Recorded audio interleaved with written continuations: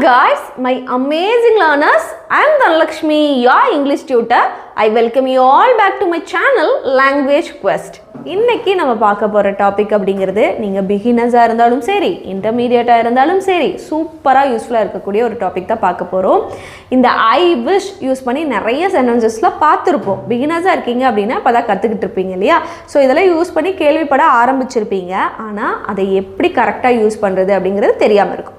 இதுவே இன்டர்மீடியேட் ஓரளவுக்கு இங்கிலீஷ் வந்து கற்றுக்கிட்டு இப்போ பேச நல்லாவே ஆரம்பிச்சிட்டிங்கனாலுமே ஒரு கன்ஃபியூஷன் இருக்கதா செய்யுது ஐ விஷ் யூஸ் பண்ணும்போது இல்லையா?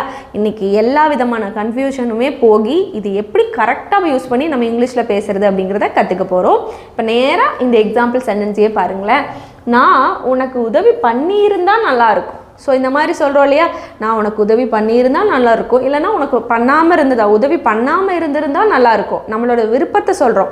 ஒரு விஷயம் நடக்கலை, இங்கே பாருங்கள், நம்மளோட விருப்பத்தை தெரிவிக்கிறோம். அது வந்து நாட் ட்ரூ, நாட் ஹேப்பனிங்னு சொல்லியிருக்கேன். அப்படின்னா என்ன, அந்த விஷயம் உண்மையான விஷயமா இல்லை, அது நடக்கலை. அப்படி நான் உனக்கு உதவி பண்ணலை, ஆனால் பண்ணியிருந்தால் நல்லா இருக்கும்னு நான் விருப்பப்படுறேன்ல. ஸோ இதுவே நெகட்டிவ்லேயும் சொல்லலாம், உனக்கு உதவி பண்ணாமல் இருந்திருந்தாலே நல்லாயிருக்கும் அப்படின்னு என்னோட விருப்பத்தை நடக்காத ஒரு விஷயத்தை நோக்கி சொல்கிறோம் இல்லையா? ஸோ இந்த மாதிரியான சிச்சுவேஷனில் தான் நம்மளோட கீவேர்டு கீ ஃப்ரேஸ் யூஸ் பண்ண போகிறோம். என்னென்னு ஐ விஷ் அப்படின்னு. ஸோ இந்த ஐ விஷ் யூஸ் பண்ணி தான் இந்த மாதிரியான சென்டென்சஸ் இங்கிலீஷில் பேசணும். அது எப்படின்னு இந்த சென்டென்ஸே இங்கிலீஷில் எழுதுகிறேன் பாருங்கள். நான் உனக்கு உதவி பண்ணியிருந்தால் நல்லாயிருக்கும். இதை ஐ விஷ் அப்படின்னா நல்லா இருக்கும் அப்படின்னு சொல்கிறல்ல, அதுதான் ஐ விஷ். உனக்கு உதவி பண்ணியிருந்தால் அப்படி சொல்லும்போது ஐ குட் ஹெல்ப் யூ, அவ்வளோதான், simple. I wish I could help you அப்படி சொல்லும்போது உனக்கு நான் உதவி பண்ணியிருந்தால் நல்லாயிருக்கும். இதுவே நான் உனக்கு உதவி பண்ணாமல் இருந்தால் நல்லாயிருக்கும், அதுவும் எனக்கு விருப்பமாக இருக்குன்னு வைங்களேன். உதவி பண்ணாமல் இருந்திருந்தால் நல்லாயிருக்குமே நான் நினைக்கிறேன்னா இந்த இடத்துல சிம்பிளாக இதை அப்படியே எழுதிட்டு I could not, couldn't help யூன்னு போட்டால் போதும். ஓகேவா? I wish I couldn't help you அப்படின்னா நான் உனக்கு உதவி பண்ணாமல் இருந்திருந்தால் நல்லாயிருக்கும் அப்படின்னு சொல்கிறது. இப்போ கிளியர் ஆகிடுச்சா? இப்போது ஐ விஷ் அப்படிங்கிறத யூஸ் பண்ணி இந்த மாதிரியான சென்டென்சஸ் எப்படி இங்கிலீஷில் பேசணும் அப்படிங்கிறத டீட்டெயிலாக டிஸ்கஸ் பண்ணிடலாம். அதுக்கு முன்னாடி நம்ம சேனல் இது வரைக்கும் சப்ஸ்கிரைப் பண்ணாதவங்க என்ன பண்ணணும், சப்ஸ்கிரைப் பண்ணிவிட்டு பக்கத்தில் இருக்கிற பெல் ஐக்கானையும் கிளிக் பண்ணிக்கோங்க. அப்போ தான் நம்ம போடக்கூடிய வீடியோஸ் உங்களை தொடர்ந்து வந்து சேரும். அப்புறம் என்ன, without any further delay let's get into the video. I wish அப்படிங்கிறத நம்ம எதுக்கு யூஸ் பண்ணுவோம்? நம்மளுடைய விருப்பத்தை தெரிவிக்கிறதுக்காக. அது நடந்திருந்தாலும் சரி, நடக்காமல் இருந்திருந்தாலும் சரி, நம்மளோட விருப்பம், ஆசையை தெரிவிக்கிறதுக்கு நம்ம ஐ விஷ் அப்படிங்கிறத யூஸ் பண்ணுவோம். இப்போ சென்டென்சஸில் எப்படி வருது அப்படிங்கிறத பாருங்கள். ஃபர்ஸ்ட் ஒன், எனக்கு இன்னும் நேரம் இருந்திருந்தால் நல்லா இருக்கும். நம்மளோட விருப்பத்தை தெரிவிக்கிறோமா, எனக்கு இன்னும் கொஞ்சம் நேரம் இருந்திருந்தால் நல்லாயிருக்கும், டைம் இருந்திருந்தால் நல்லா இருக்கும். நல்லா இருக்கும்னு சொல்லும் போதே என்னுடைய விருப்பம், என்னுடைய ஆசை, அதை சொல்கிறேன் இல்லையா? சரி, இதை ஐ விஷ் யூஸ் பண்ணி எப்படி மாற்றலான்னு பார்க்கலாம். எனக்கு நல்லா இருக்கும் அப்படிங்கிறனால தான் ஐ விஷ். இன்னும் நேரம் இருந்திருந்தா அப்படின்னா ஐ விஷ் ஐ ஹேட். இன்னும் நேரம், அதனால் மோர் டைம், அவ்வளோதான், ரொம்ப simple. I wish I had more time அப்படின்னு சொல்கிறது. ஓகேவா? அடுத்தது, நான் அந்த தப்பை பண்ணாமல் இருந்திருந்தால் நல்லாயிருக்கும். நான் ஒரு தப்பு பண்ணிட்டேன்னு அர்த்தம். அப்போ ஒரு தப்பு பண்ணியிருக்கேன், அது பண்ணாமல் இருந்திருந்தால் நல்லா இருக்கும், என்னோடய விருப்பத்தை தெரிவிக்கிறேன். ஸோ அதனால் இந்த இடத்துல நல்லா இருக்கும் அப்படின்னா நான் சொல்லியிருக்கோம், அதனால் ஐ அப்படிங்கிறது வந்துடும் இல்லையா? ஐ விஷ் நான் அந்த தப்பை பண்ணாமல் இருந்திருந்தா ஐ டின்ட் மேக் தட், தப்பு அப்படின்னா மிஸ்டேக் இல்லையா? I wish I didn't make that mistake. நான் அந்த தப்பை பண்ணாமல் இருந்திருந்தா நல்லாயிருக்கும். நான் அவளுக்கு முன்னாடியே கால் பண்ணியிருந்தா அவள் இப்போ அப்செட் ஆகிருக்க மாட்டா அப்படின்னு சொல்கிறோம். இந்த இடத்துல நான் அவளுக்கு முன்னாடியே கால் பண்ணியிருந்தா நல்லா இருக்கும்னு போட்டாலும் ஒன்று தான், போடலைனாலும் ஒரே மீனிங் தான் தருது இல்லையா?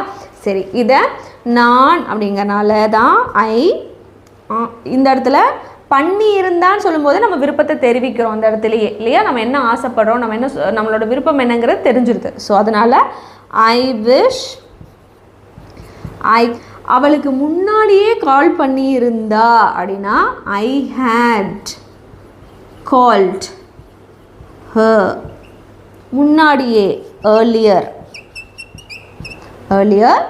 அவ இப்போ அப்செட் ஆயிருக்க மாட்டா அப்படின்னா நம்ம கெஸ் தான் பண்ணுறோம், கெஸ் பண்ணுறோம். அதனால் maybe she wouldn't be upset now. Read பண்ணுங்க. I wish I had called her earlier. Maybe she wouldn't be upset now. நம்ம முன்னாடியே கால் பண்ணியிருந்தா அவள் இப்போ அப்செட்டாக இருக்க மாட்டா. கெஸ் பண்ணுறோம், அதனால் மேபிங்கிறத ஆட் பண்ணியிருக்கோம். ஓகேவா? அடுத்தது, இந்த வீக்கெண்ட் வேலை செய்யாமல் இருந்தால் நல்லாயிருக்கும். இந்த வீக்கெண்ட் வேலை செய்யாமல் இருந்தால் நல்லா இருக்கும் அப்படின்னு நம்ம ஃபீல் பண்ணுறோம். அதனால் ஐ விஷ், நான் தான் ஃபீல் பண்ணுறேன் இல்லையா, அதனால் ஐ விஷ் நல்லா இருக்கும்னு சொல்லி நான் ஃபீல் பண்ணுறேன். அதனால் ஐ விஷ். இதுவே அவள் ஃபீல் பண்ணியிருந்தால் ஷீ விஷன்னு போட்டிருப்போம். ஓகேவா? இதுவே அவன்னா ஹீ விஷ் அப்படின்னு போட்டிருப்போம். இப்போ நான் தான் ஃபீல் பண்ணுறேன், அதனால் ஐ விஷ் இந்த வீக்கெண்ட் வேலை செய்யாமல் இருந்தா ஐ didn't have to work in the weekend, this weekend. I wish I didn't have to work this weekend. இந்த வீக்கெண்ட் வேலை செய்யாமல் இருந்தால் நல்லாயிருக்கும் அப்படிங்கிறது. அடுத்தது, நான் அதை சொல்லாமல் இருந்திருந்தால் நல்லாயிருக்கும். நான் அதை சொல்லாமல் இருந்திருந்தா அப்படின்னு என்ன அர்த்தம்? நான் ஒரு விஷயம் சொல்லிட்டேன், அதை சொல்லாமல் இருந்திருந்தால் நல்லாயிருக்கும். அப்போ இதை நான் நல்லா இருக்கும் அப்படிங்கிறது ஃபர்ஸ்ட் என்ன வரும்? ஐ விஷ் ஐ had int சொல்லாமல் அப்படின்னா said that. I wish I hadn't said that அப்படிங்கிறது ஆக்சுவலி இதெல்லாம் பாஸ்ட் பர்ஃபெக்ட் நம்ம யூஸ் பண்ணிகிட்டு இருக்கோம். hadn't said அப்படிங்கிற hadn't ப்ளஸ் verb 3 யூஸ் பண்ணுறது எல்லாமே பாஸ்ட் பர்ஃபெக்ட். நீங்கள் அதெல்லாமே மைண்டில் போட்டுக்கவே வேண்டாம். இந்த சென்டென்ஸ்க்கு என்ன அர்த்தம் இங்கிலீஷில் அதை மட்டும் லேர்ன் பண்ணிக்கோங்க. இது பாஸ்ட் பர்ஃபெக்டா, ப்ரெசன்ட் பர்ஃபெக்டா, இது எப்படி கண்டினியூஸில் போகுது, அந்த மாதிரி எதுவுமே தெரிஞ்சுக்க வேண்டாம். சிம்பிளாக இந்த சென்டென்ஸ்க்கு இதுதான் அர்த்தம். இங்கிலீஷில் பேசணுன்னா இந்த சென்டென்ஸ் தான் நம்ம பேசணுங்கிறது மட்டும் மைண்டில் வச்சுக்கோங்க. ஓகேவா? ஸோ இப்படி லேர்ன் பண்ணிங்கன்னா குயிக்காக இங்கிலீஷ் லேர்ன் பண்ணிடலாம். சரி, அடுத்தது, என் சகோதரி என்னை அடிக்கடி சந்திச்சிருந்தா நல்லாயிருக்கும். என்னோட சகோதரி என்னை அடிக்கடி சந்திச்சிருந்தா நல்லாயிருக்கும் நான் ஃபீல் பண்ணுறேன், என்னோட விருப்பத்தை சொல்கிறேன். ஸோ இதை ஐ விஷ் என் சகோதரி அப்படின்னா my sister visited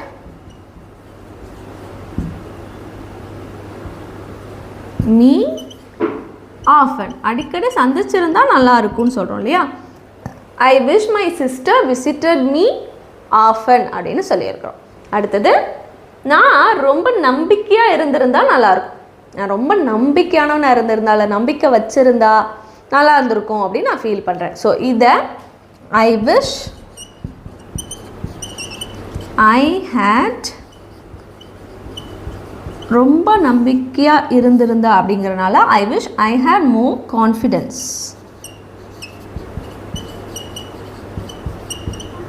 I wish I had more confidence அப்படின்னு சொல்லியிருக்கிறோம். அடுத்தது, என் அலாரம் அடிச்சிருந்தா நல்லா இருக்கும். என்னோட அலாரம் ஒர்க் ஆகியிருந்தா நல்லா இருக்கும். இந்த மாதிரி எது வேணால் சொல்லலாம். அடிச்சிருந்தா, ஒர்க் ஆகியிருந்தா, ஒர்க் ஆகாமல் போயிருந்தா கூட இது சொல்லுவோம் இல்லையா? என்னோட அலாரம் வந்து ஒர்க் ஆகியிருந்தால் நல்லா இருக்குன்னு சொல்லுவோம், அடிச்சிருந்தா நல்லா இருக்குன்னு சொல்லுவோம். ஸோ இதை ஐ விஷ் நல்லா இருக்கும். I wish my alarm had அடிச்சிருந்தா நல்லாயிருக்கும். had worked.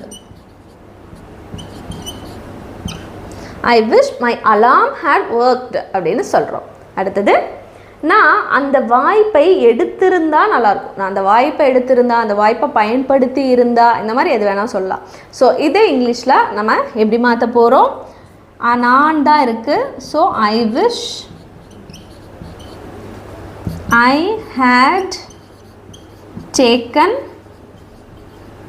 அந்த வாய்ப்பை, taken that opportunity. ரீட் பண்ணுங்க. I wish I had taken that opportunity அப்படின்னு சொல்லியிருக்கிறோம். Let's move on to the next sentence. N parents என்னை போக விட்டுருந்தா நல்லா இருக்கும் அப்படின்னு சொல்கிறோம். ஸோ இதை ட்ரை பண்ணுங்க. I wish N parents, my parents என்னை போக விட்டுருந்தா சொல்கிறோம் இல்லையா, had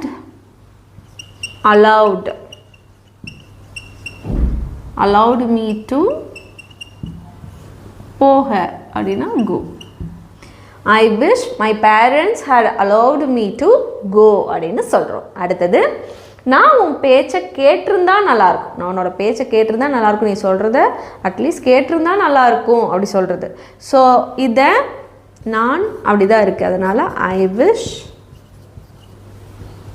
ஐ had கேட்டிருந்தா, I had listened to you. Okay, I wish I had listened to you அப்படின்னு சொல்கிறோம். அடுத்தது, நான் அந்த வெட்டிங்க்கு போயிருந்தா நல்லாயிருக்கும். இந்த சென்டென்ஸ் இன்றைக்கி உங்களுக்கான ஹோம்ஒர்க். இந்த சென்டென்ஸை எப்படி ஐ விஷ் அப்படிங்கிற ஃப்ரேஸ் யூஸ் பண்ணி எழுதணும், பேசணும் அப்படிங்கிறத காமெண்ட்டில் சொல்லுங்கள். அது போக நம்ம பார்த்த சென்டென்சஸ் மட்டும் ப்ராக்டிஸ் பண்ணாதீங்க. இன்னும் சில புதுசாக அட்லீஸ்ட் ஒரு 2-3 சென்டென்சஸ் ஆகுது இந்த ஃப்ரேஸ் யூஸ் பண்ணி எப்படி இங்கிலீஷில் பேசணும் அப்படிங்கிறத காமெண்ட்டில் கொடுங்க.